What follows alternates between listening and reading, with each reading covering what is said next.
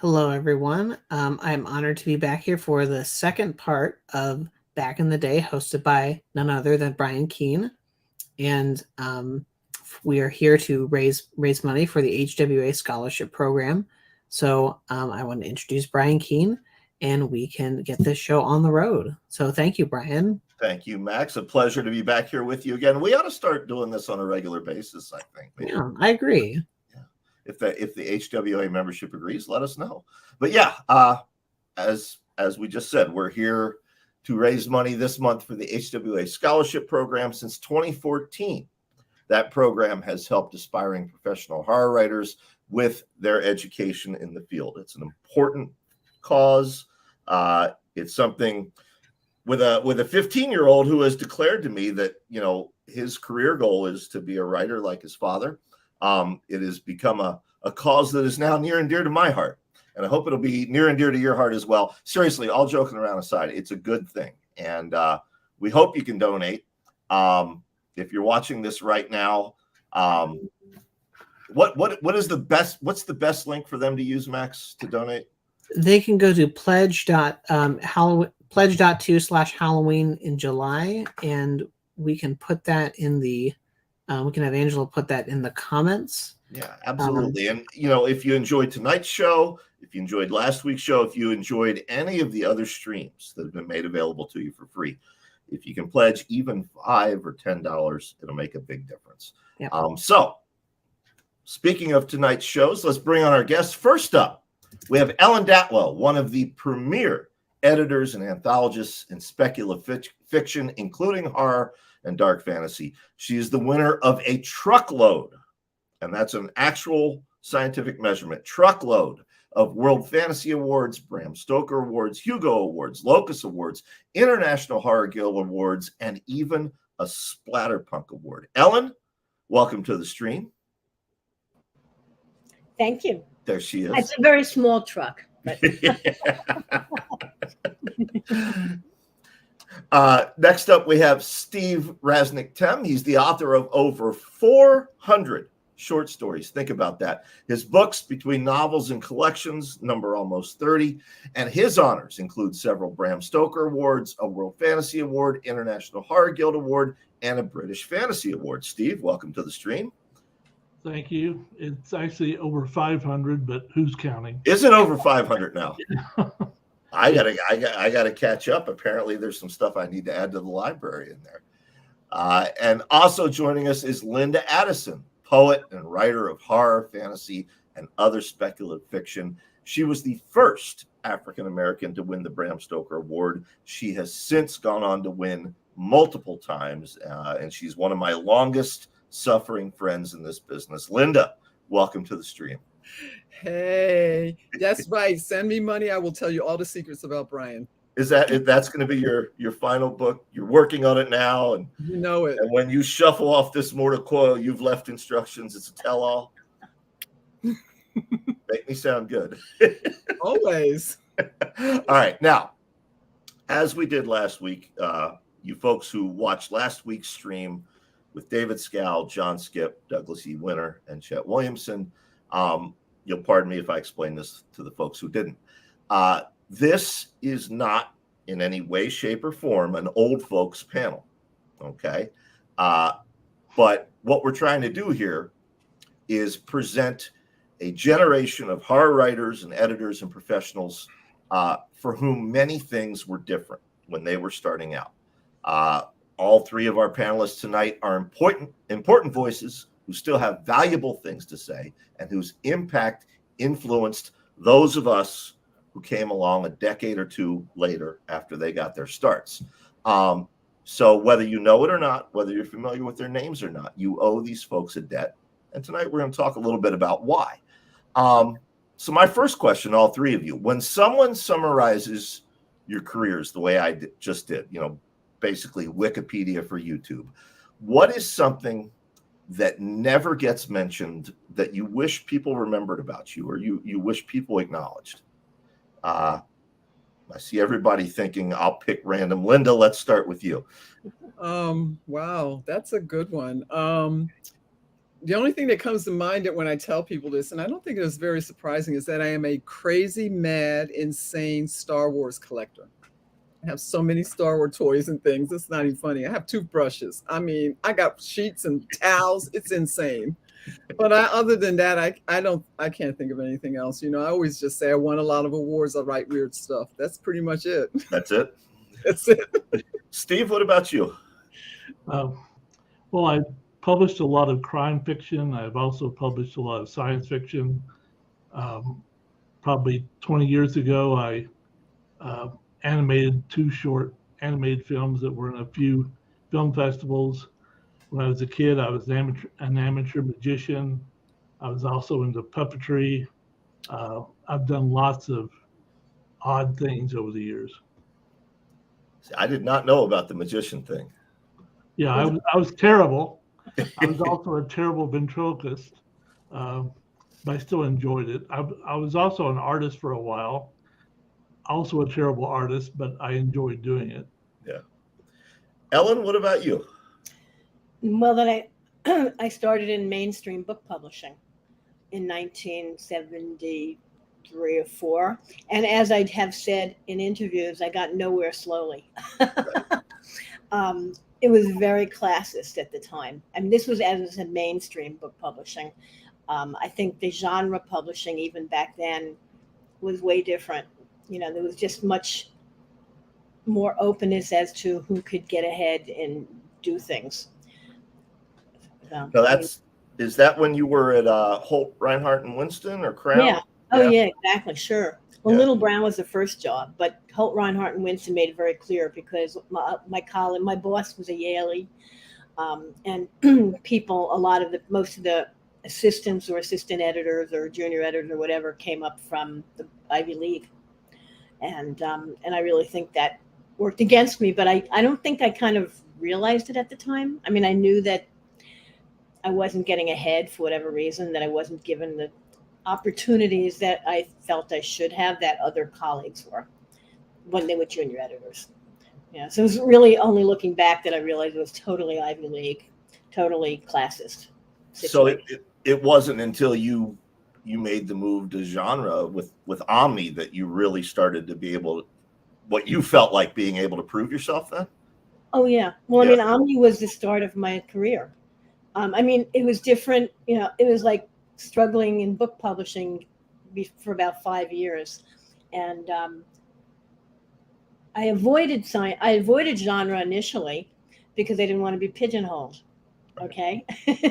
You know, because yes, there were jobs in science fiction publishing. I wasn't even thinking about horror back then.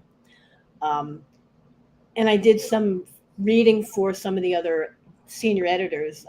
One of the editors, the executive editor, Don Hutter, edited Robert Sheckley and I think Jim Morrow one book, and J.G. Ballard. I mean, he reissued stuff from England.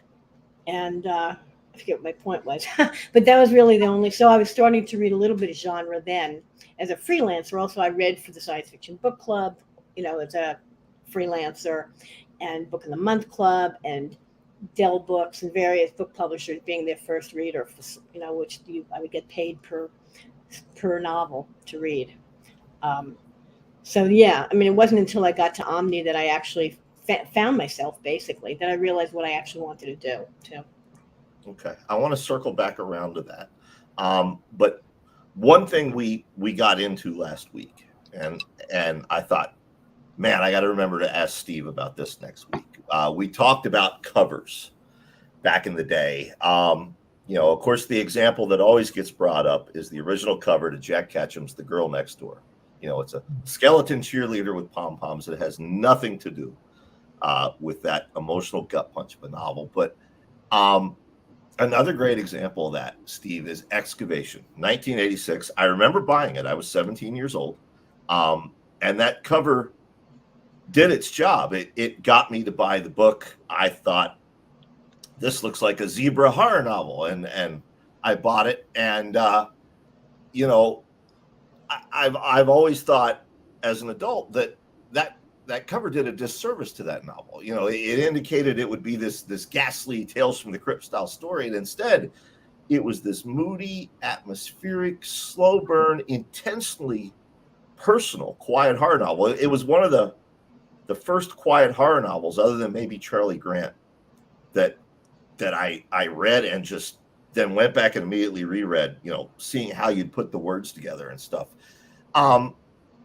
Did you feel pressure back then to write more mainstream stuff, something that would have suited that cover more, or did you stay the course and write what you wanted to write? Well, I didn't really know how to do anything but write how I write. And I had come out of a creative writing master's program, writing mostly mainstream and experimental fiction. So the horror and the science fiction came to me somewhat later, although I had always loved, especially science fiction and fantasy. And the time the cover came out, it was in the middle of the horror boom, and I wanted something that was garish and horrendous, because that's what would sell books. In fact, I knew, and it had been explained to me over and over, that the only promotion I would get would be that cover, that everything rided on that cover. I did have to say I didn't much care for the drippy lettering. Right. I was pleased that they didn't emboss it, but I generally liked the cover, and the novel was what it was. I mean, it was my first novel, first one I'd ever completed.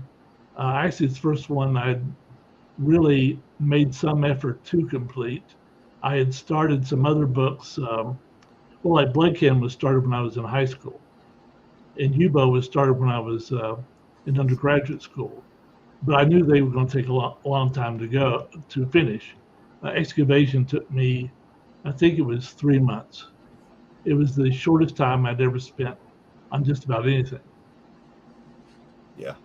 Well, I mean, they're right. The cover did the job. The drippy lettering and all. It's it got my attention. Now we mentioned you said at the start. I said over 400 stories. You said it's over 500 short stories now. Obviously, back then the magazine market was important. We talked a lot about that last week. Twilight Zone and Night Cry and all the other venues at that point. It's not really something that exists now. So a lot of Zoomers and millennials, they just don't understand what that was like. But what was that like for you? As were you selling a lot of short stories to the magazines at that time? Well, not really. I was selling most of the stories to anthologies. Okay. I wanted to be in the magazines. In fact, the pulpier the better. I loved those old science fiction magazines, especially. And in high school, I would send stories to Ted White at Amazing. He would send me personal notes back, which at the time I didn't know was encouraging. All I saw it was rejection. And I really wanted to be on the newsstand and those spin racks. And I wanted to be in anthologies, in bookstores, and in libraries. And I was really attached to the idea of seeing myself in print. Yeah. Now, Ellen, you just mentioned a couple minutes ago, for folks who are just now tuning in, you faced Ivy League discrimination, for lack of a better term. When you made the jump to Omni, now you're doing speculative fiction and you're making a name for yourself. But, as I said, we talked last week about just how important those venues and those markets were. So did that add an extra layer of stress? You're trying to not only prove yourself as a woman in this business, but prove yourself as an editor in your own right for Omni, and you have all these authors trying to get noticed, and that an appearance in Omni can make their career. Did that add an extra level of stress and pressure to you, or no?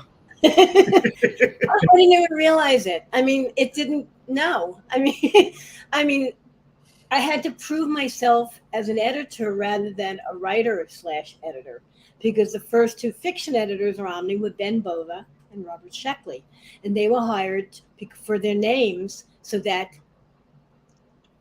Omni would be less associated with Penthouse, our sister magazine. Right.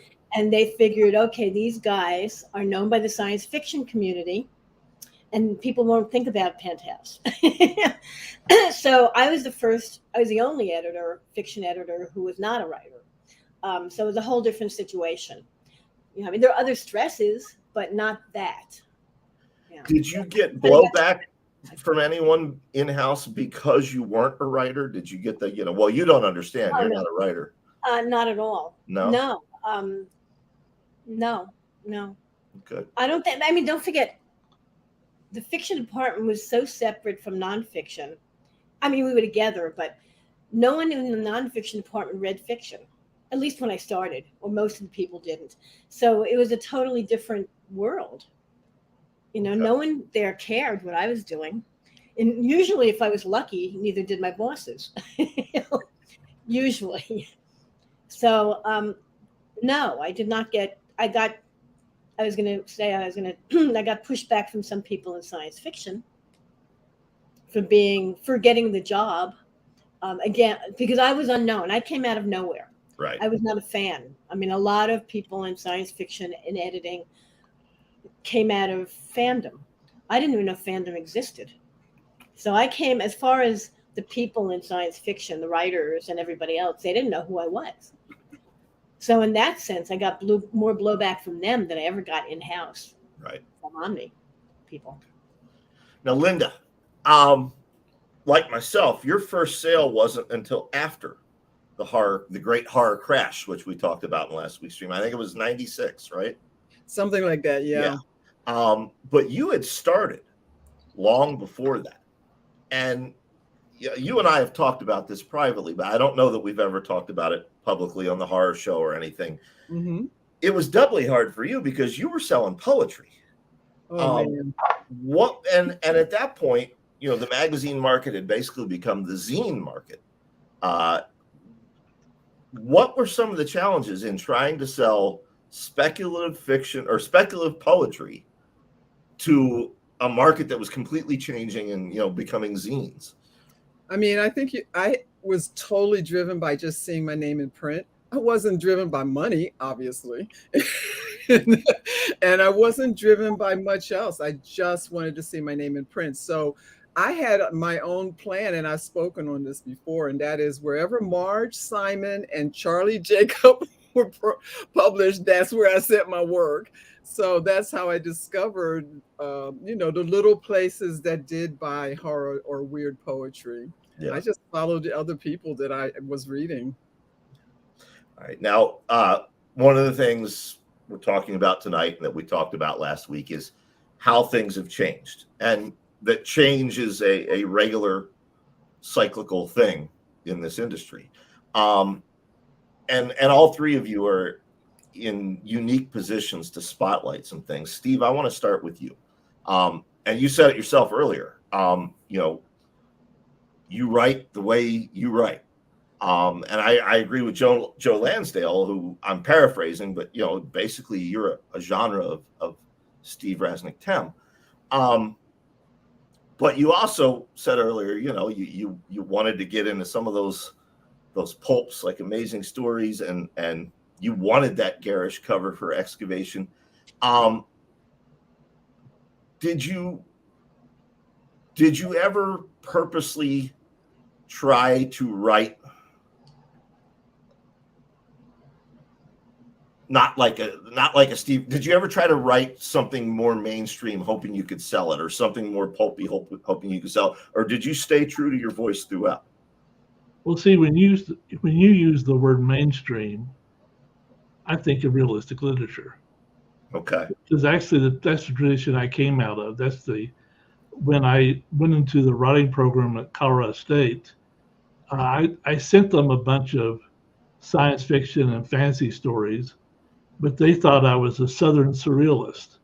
So I got into the program as a Southern surrealist. And so I didn't really think of myself that way, but I've always thought of writing is writing, literature is literature, and it's all literature. It's all written. And so I didn't see any real point in trying to write differently. I think people don't really realize it's it's hard to write as someone other than yourself.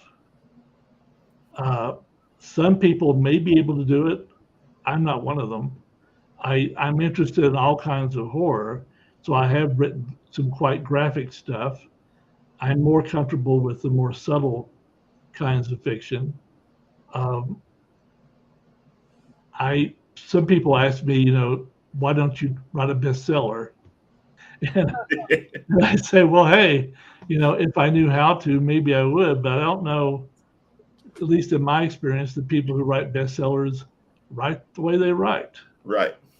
And maybe they make some small changes, but I think each writer sees story in a particular kind of way, and the best they can do is write the best kind of story that's their story. That's all they can do is write their stories, not someone else's. I think that's an absolutely great sentiment. I mean, and I think you've done that throughout your career. Like Joe, you have stayed true to your unique voice. And I think that's why you have the audience you have. Is because of that. Now, Ellen,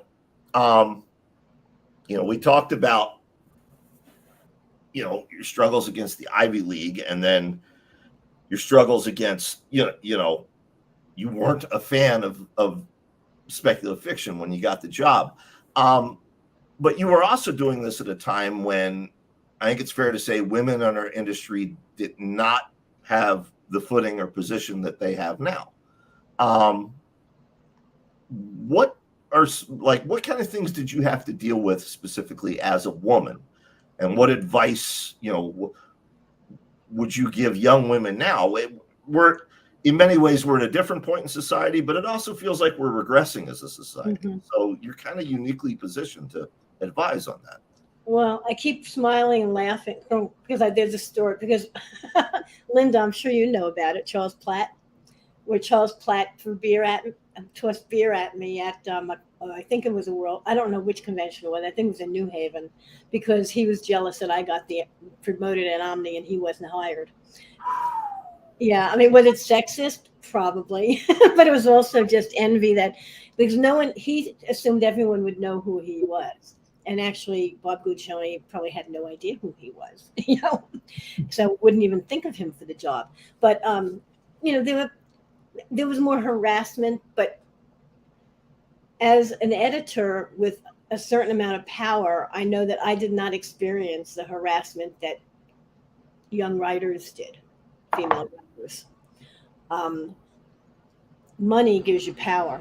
Right. And I was in a very unique position in Omni. But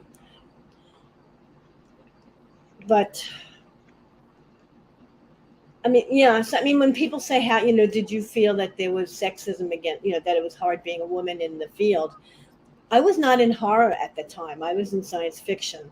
And there were a bunch of young science fiction editors, female, coming up then.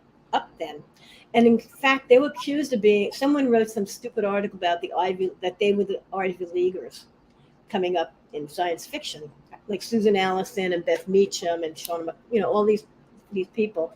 Well, I don't know if they were Ivy Leaguers or not, but it was just like these guys, even then the guys were pissed off that these young women were making decisions for the field. That's in science fiction. So in horror, there was so much less going on in horror as far as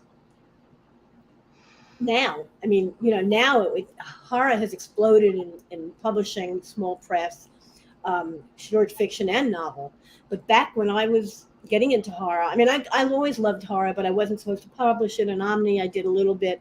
And then I started doing the horror anthologies, mostly because I felt it was a conflict of interest to do science fiction anthologies while I was working at Omni. So that's kind of how I got into horror books, horror anthologies. And there was a lot less, there just was a lot less, fewer markets then for women or men. There were many fewer women writing horror then.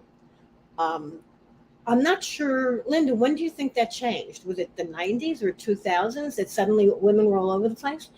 2010. I would say more like the closer to the second half of the 90s, beginning of the 2000s. Yeah, and I don't know what, this is not on the subject, I guess, but I don't know what prompted it, but I'm, obviously everything changed.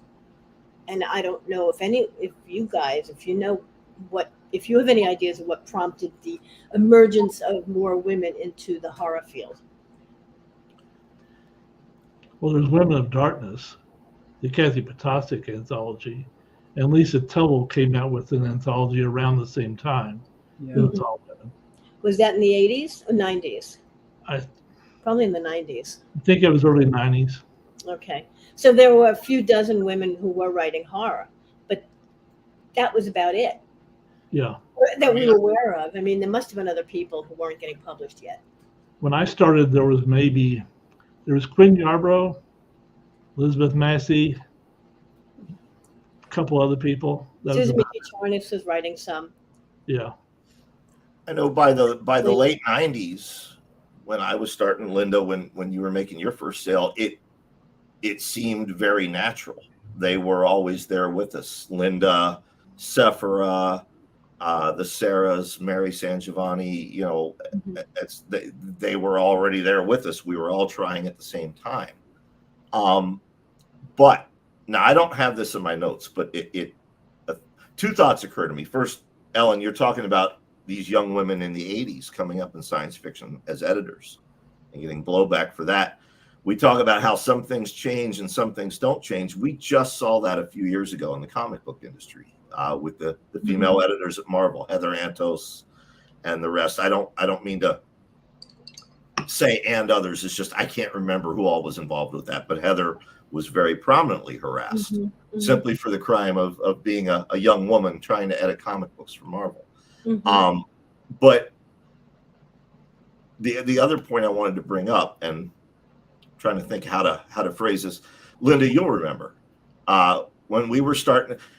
This conversation came about a young woman said to Mary San Giovanni, my wife, several months ago, that she doesn't like these whisper networks when it comes to men harassing women in the industry, and it should all be out there. And Mary explained to her that back in the late 90s, early aughts, the whisper network was what kept women safe in this industry. That is something that I guess has changed with the arrival of Me Too and social media being so much more prominent, but it wasn't like that back then. Right. And I think it's important for young women to understand those whisper networks were actually serving a valuable service back in the day.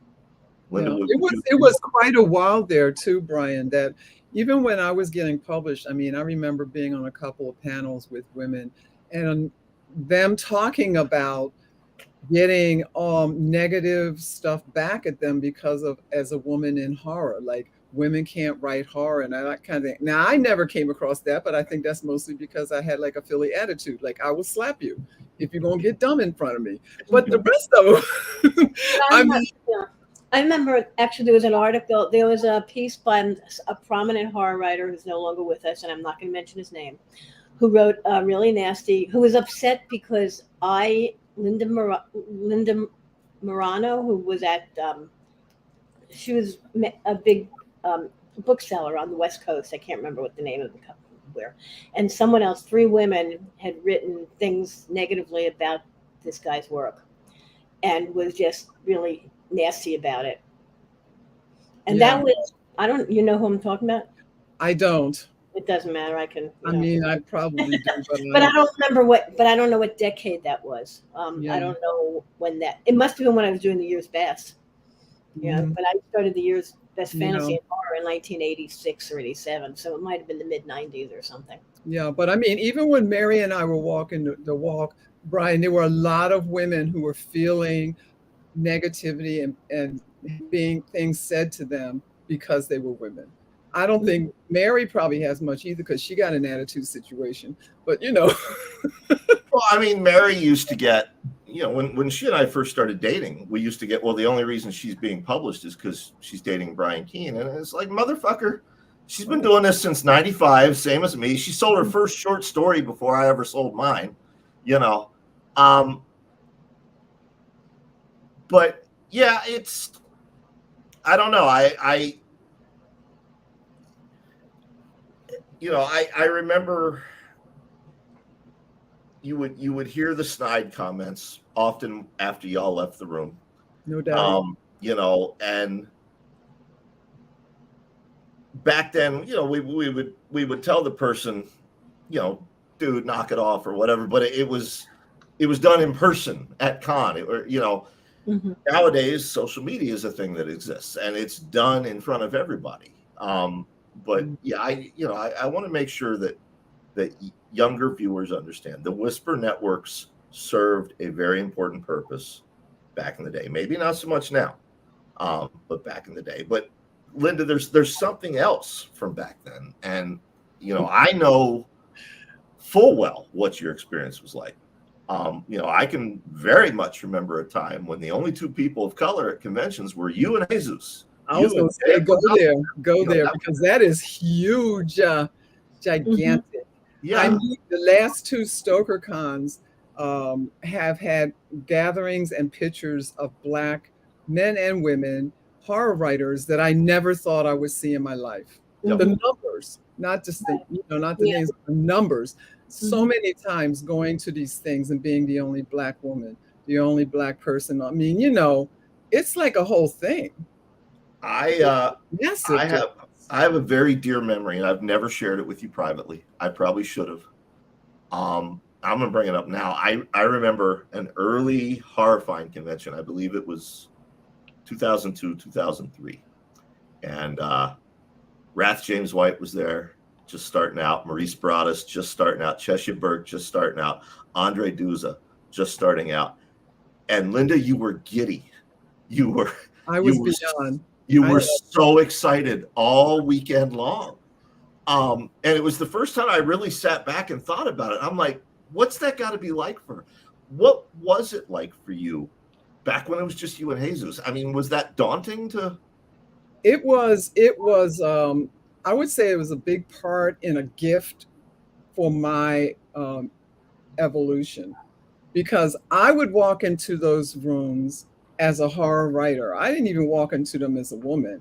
I mean, I was the oldest of 9, had 7 brothers. You know what I'm saying? I wasn't that kind of like girl. So, so I would walk in there like, hey, and then, catch attitude. And I was like, wow, okay. So I learned, it wasn't daunting to me because I didn't give a crap, but I would be like, oh, wow, show me your problems. So it really strengthened me to stand in my own space. But it was also kind of a little bit tiring. I'm going to say it was exhausting to have that conversation with someone over and over and over again at horror conventions, science fiction, fantasy, like, oh, what's it like? And I was like, it's like being a human, but you're treating it different. So, so when it was not just me, when I was no longer the Black unicorn, it was amazing.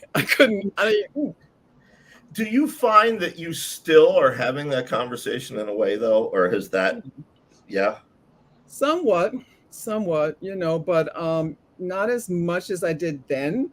Maybe because there's so many more African Americans, not just Black, but all kinds of other things in there. But people don't understand that their attitude, that thing is still out there, man. It's still out there. I just don't give it any weight because I don't care. That's not my problem. That's your problem. Right.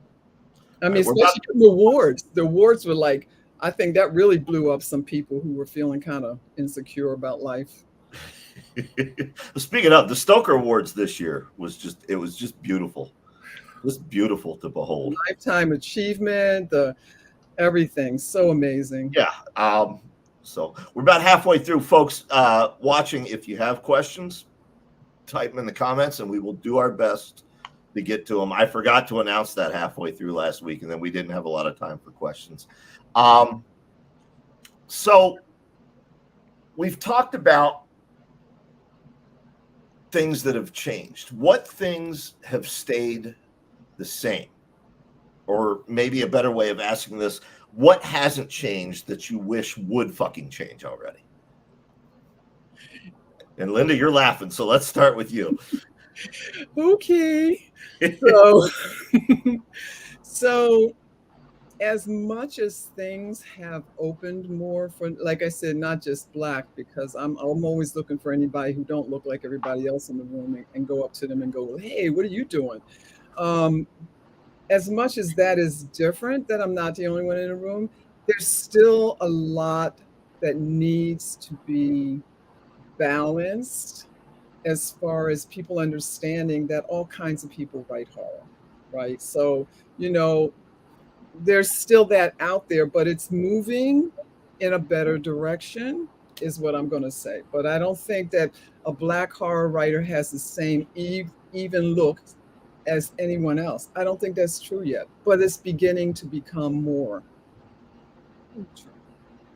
Or Steve, Hispanic or whatever, you know what I'm saying? Steve, what about you? Well, I suppose to follow up on that a little bit, um,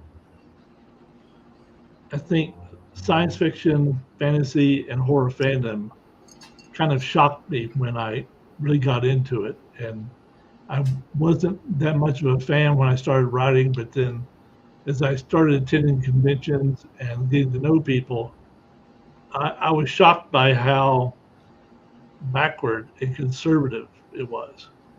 Because I think because I came out of a background of activism and the 60s, and I guess I expected people to be a lot more forward thinking. And what I discovered was that science fiction readers, and maybe especially horror readers, were extremely conservative. Uh, Not so much politically, but just in terms of their attitude. So I felt that the genres were a bit behind the mainstream in terms of progress and acceptance of different kinds of people. And just although they advertise themselves as being quite empathetic, I found a lack of empathy. I think in a lot of areas of fandom and among other writers. So and I think it's still part of it. I think we're seeing a massive sea change in society on those issues, and it's making a lot of older folks, I guess, unhappy. Not me, but uh, President cut me excluded. I think uh, it is a hard time for older white males, for example. And as an older white male, what can I say? I think I've been embarrassed and surprised by a lot of the behavior and a lot of things that have been said in my presence about women and about people of color. And this goes back to the 80s, things that were said in my presence by other writers that shocked me. Is it still, because you still go to conventions and stuff. Sometimes, yeah. Do you still hear that behind closed doors, or not as much now? Not as much. I think things have generally changed. Of course, we have younger people coming in, that helps. Uh, but I still hear complaints from older writers who sometimes feel that if you're white, that you're at a disadvantage. That's a skewed way of looking at the progress of the world and what's happened in America. It's a strange way to look at what happened, but certainly people do feel that. I think when we get a Black editor of a major fantasy magazine, we have some older male white writers who feel threatened by that, who have said things to me that felt, well, who had said, well, that ends their opportunities for ever being in that magazine. And it's ridiculous. And so things get better, and then some things stay the same. Yeah. I'll be honest. I've heard mutterings like that as well. Not so much from people my age or younger, but writers whom I've looked up to in many cases. And in some of those cases, it's simple racism that I, for whatever reason, never knew was there. In other cases, I get the impression that they're scared, they're feeling forgotten. We are at a time here where there's, as Ellen said earlier, the horror boom, where there's never been more horror writers and more horror being published than there are right now. And I think it probably is scary for them.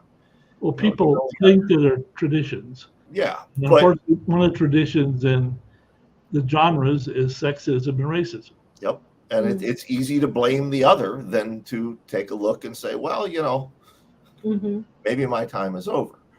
Or they evolve, or they need to evolve. Yeah. I mean, I know writers, I know old writers, who feel that the world has passed them by. They're not expressing racism or sexism, but they just think their work may be old-fashioned, and they don't know, or they haven't written anything for a few years, and suddenly they're thrown back into the sea of horror, shall we say, and they don't know what to do.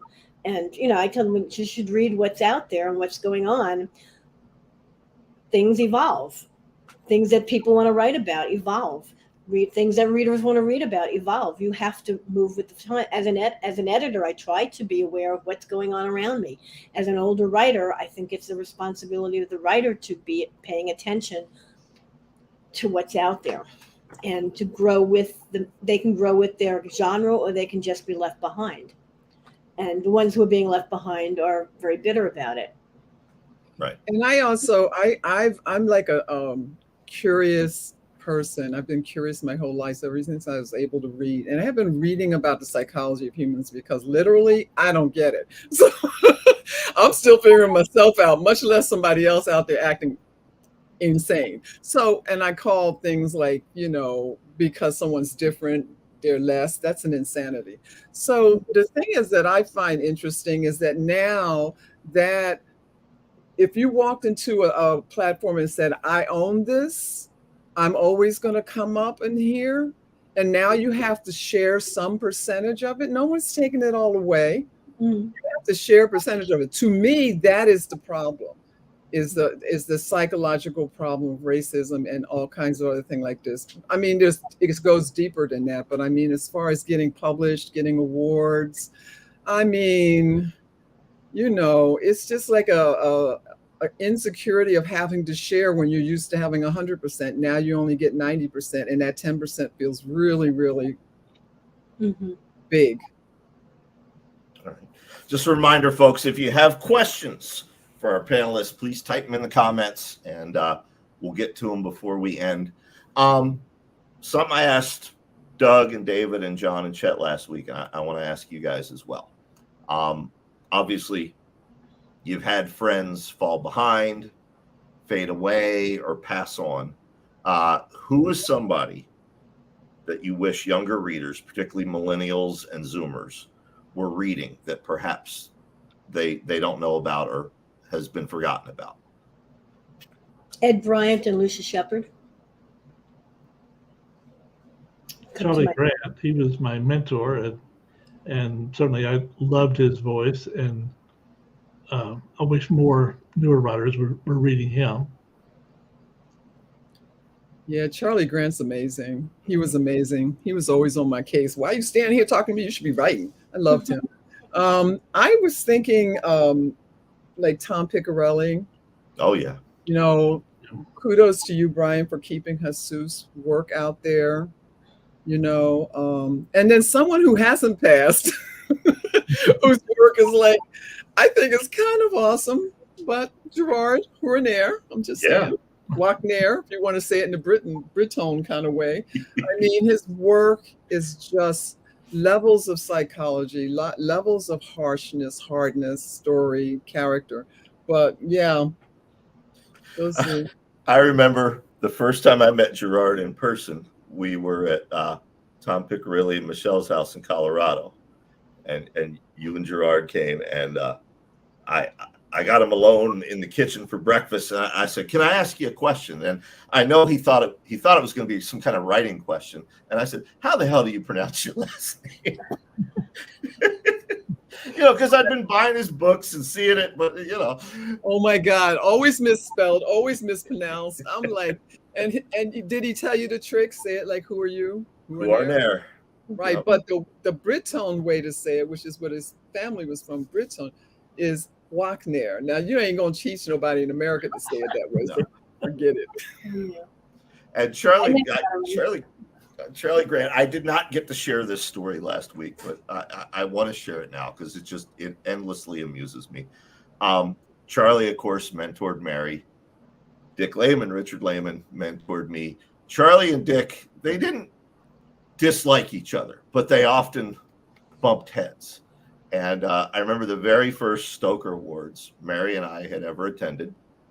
Mary was Charlie's guest. I was Dick Lehman's guest. I'm over on one side of the room with Dick, and he says, "You see that girl over there with Charlie Grant?" I'm like, "Yeah." He says, "Watch out for her." What we didn't know, Charlie's over there with Mary on the other side. You see that? You see that guy over there with Dick Lehman? Yeah. Watch out for him. He's trouble. So it They was weren't wrong. yeah, They it weren't was wrong, decreed Brian. right then. It was decreed right then and there. But all right, I want to check the comments here, see if we got any. We got a comment from Scott Edelman. Angela, I don't know if you're monitoring, but I'd like to throw it up on screen here. Scott Edelman, this older white cishet guy has recently had some of his best years for getting published, so I do not accept the mutterings of those who look like me. Well put, Scott Edelman. And if we continue to do this series, I definitely want to have Scott on. Oh yeah, because he has he's so got much history in him. Yep, a lot of history there. Whew. So for each of you individually, and think about this one if you want, out of everything that you've done professionally in your careers, and after everything you've achieved, what thing do you hope you'll be remembered for the most? And take a moment to think about it if you want. And while they're thinking about it, folks, again, if you have questions for them, for anyone individually or for the group, just type it there in the chat. So the one thing you hope you'll be remembered for. I mean, this is like the legacy question, Brian, which I can never answer because who knows what others are going to think my legacy is. I mean, being tagged the first African-American to win a Bram Stoker is like, that's never going to leave. I'm not saying I want it to leave. I'm just saying, you know, that's probably going to be something people will remember. But I hope to remember also that I don't suffer fools. I stand up for everybody else and I won't suffer a fool. But I don't know if that'll come across. I'll make sure they know. Thank you, Brian. Christopher Neidiger says in the chat that that question was going to be his question. Well, Christopher, now you have to think of another. Ellen, Steve, do you have anything you want to put out there into the universe? That hey, I hope don't you know. remember this about? Just that I try to thrust stories that I love on other people and the writers whose work I love on other people, and that's kind of it. I think for me, it's the work I did with Melanie, in particular, The Man on the Ceiling.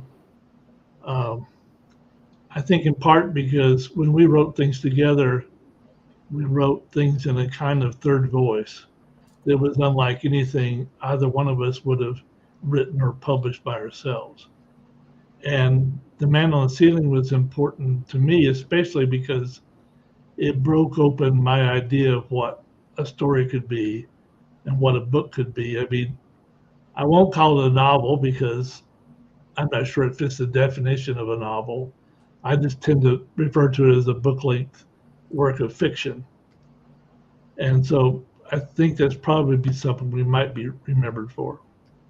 I love that book. Yeah, I agree. All right, questions from the audience. Hamlin Bird asks, with the overwhelming volume of quality horror and speculative literature being produced today, what would you say are the best approaches for an up-and-coming novelist to get noticed? It's a good question. It's one I hear a lot. You know, as we were talking about earlier, there's more authors being published, more horror being published right now. So what's a good approach for an up and coming novelist to get noticed? Write a great book. I mean, Mhm. I think what you do personally in terms of PR and your personality in the long run makes no difference. It's really the work that's going to get you noticed. And even when you write your best, that's not always going to get noticed. But I still think it's your best chance is write something that's from the heart and is different from what everyone else is publishing. I was going to say the same thing Steve said, and that is write as well as you can and keep learning so you can write even better, and write what is authentically speaking to you, because that's where your difference and greatness is going to be, not writing like someone else. And write your next book as soon as you finish one. Good. Or story. Yep. Don't sit around waiting for the acclamation. I'll tell you a quick story. At one point before I got into horror, I was trying science fiction, and I took a workshop with Nancy Kress, and I said to her, I feel like I should change my name, and when I send it to editors and call it L.D. Addison, so they don't know I'm a girl, blah, blah, blah, blah, blah, because then they think the main character is a girl, blah, blah, blah, blah. And you know what Nancy said to me? She said, if you write it well enough, they won't assume anything, Linda, other than the writing. Yes, she did. So I kept my name and just learned to write better. I always think back to Jack Ketchum, Dallas Mayor. One of the very first bits of advice he gave me early on was, this Howard Stern shtick works for you, but sooner or later they're going to want to read your books. Can you back it up? Oh my God, Brian! That always stuck with me. And he was right. I miss Dallas every day, but he gave me all kinds of great advice, and that one always stuck with me. I love Dallas. So. All right, Sephira asks, what do you think about trigger warnings on horror novels? Are they spoilers? You can just ignore them if you don't like them. I don't personally have any interest in them, but if people are really triggered by things, just go for it, and if you're not, then ignore the trigger warning. Well, I'm sympathetic to being triggered because I have a lot of trauma in my life, and so I do get triggered on a regular basis. But mostly I just grin and bear it, and sometimes I suffer through it. I think the problem with trigger warnings on horror novels is that I think the whole genre should have a trigger warning on it. I don't know. I mean, when I'm writing, I'm trying to work in subtext and trying to touch as many uncomfortable areas as possible. So, I mean, I'm asked to occasionally give trigger warnings, and I do my best, but it's difficult to really narrow it down to one or two obvious things, because I'm aware that there may be just a line or a phrase or an image that may very well hurt somebody, and I can't really help that. It's kind of part of the experience. I mean, I just wrote something for I'll say it's for a piece I wrote for Jamal Hodge, who's putting a project together. And it's the first thing I've written that I feel like I would put a trigger warning on. Nothing in all the hundreds of things I've published have ever felt like that to me. Yeah. And it was and I think as Ellen has said, if ignore it if you ignore it. But I think the good thing about it is that if, like Steve says, if you are triggered by something, then I never cared. And I read Dallas's stuff, which is like the king of triggers. But it was so well written, it carried you through. I have to admit, for the longest time, I was one of those people that groaned about trigger warnings. Then I caught on fire. And what I found out is that I have my own trigger now.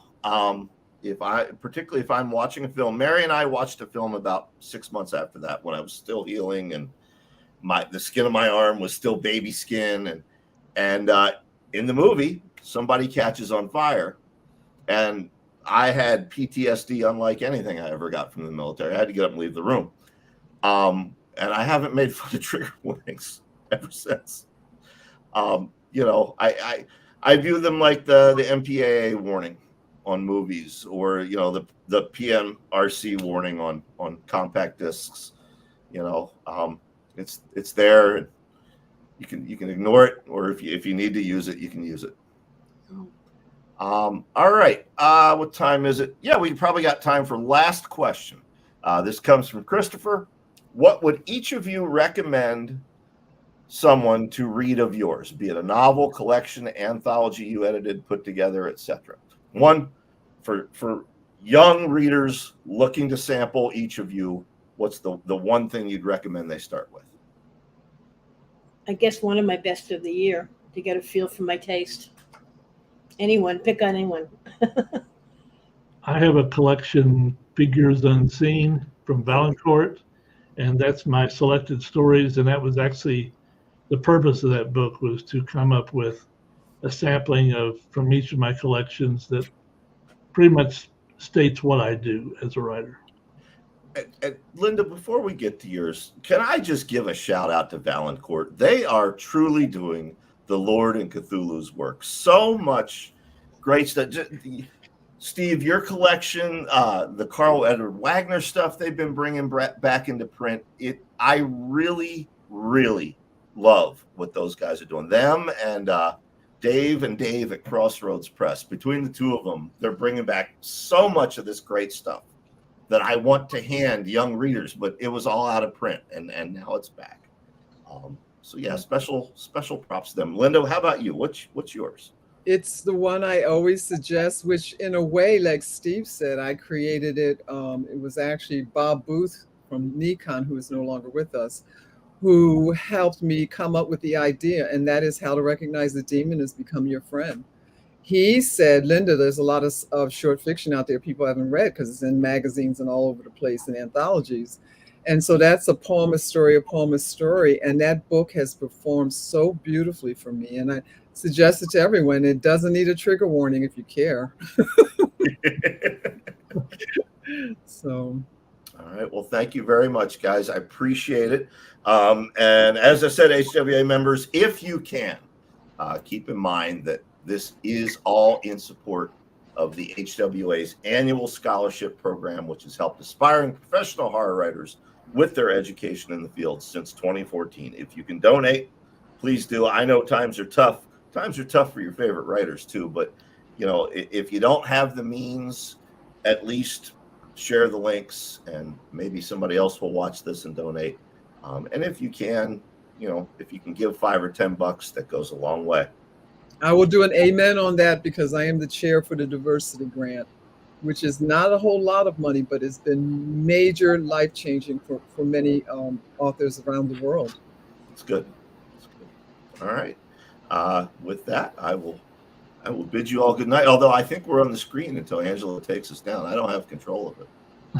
It was fun. Steve, I haven't seen you in so long at conventions. Our paths haven't met. So good to see you here and hear you. Good to see you. Ellen, I see you all the time. So whatever. I know, we room together. I know. Roomy. Brian. Oh my gosh. What? You guys had your honeymoon at Twin Peaks. Part of it, yeah. That is like a life-changing concept for me. I wouldn't be writing if it wasn't for Twin Peaks anymore. We started at our favorite hotel in Portland, the Edgefield. We spent a night there, and then we camped on top of Mount Rainier for 3 nights. And Mary was a good sport about that. So then we went to luxury. We went to the hotel where they filmed Twin Peaks. It was the Great Northern on the show. Ooh, mad for it. It's on my bucket waterfall. list now. It's on my bucket list after seeing your video, because I was going to stop writing. At one point, I'd gotten so many rejections. I just thought, okay, this isn't for me. And then I watched Twin Peaks, and it was so friggin' weird. And then I wrote this weird story, and then I started getting published. So David Lynch is like my unknown. He doesn't know he's my unknown savior. Well, he might now. I hope. All right. Well, I'm not sure they are monitoring, so I suggest we all just click the leave studio button down there, and that should end the feed. Thank you, Christopher, by the way. Thank you. Thanks everyone for watching, and I'm sure this is watched more. See you guys. Everybody. Great. Fun.